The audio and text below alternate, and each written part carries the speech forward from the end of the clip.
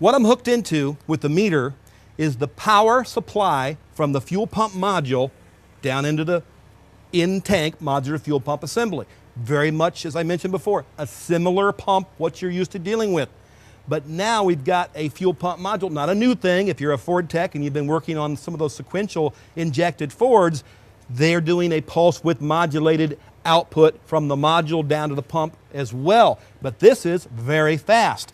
If we just look at the raw voltage averaged out on the multimeter, I've got about 5 volts, meaning we don't have a voltage drop. We have a duty cycle that's off and on. Let me turn the meter to duty cycle. And we're on about 38 or 39% of the time and off the remainder. So that's why I only have about 5 volts. That's normal. If you didn't know that, you'd be replacing a fuel pump that was okay, or a fuel pump module that was okay. So I'll go ahead and go to hertz now.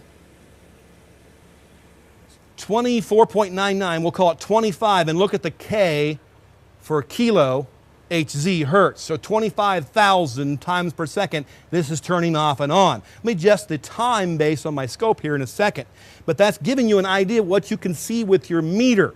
If you've got a meter that can measure frequency and duty cycle, you're in pretty good standing checking these fuel pump modules out and to see what is going out to the pump from the module. Obviously, the duty cycle will fatten up if the pump under the hood is struggling to make the necessary high pressure that we need for those direct injectors to deliver the correct amount of fuel.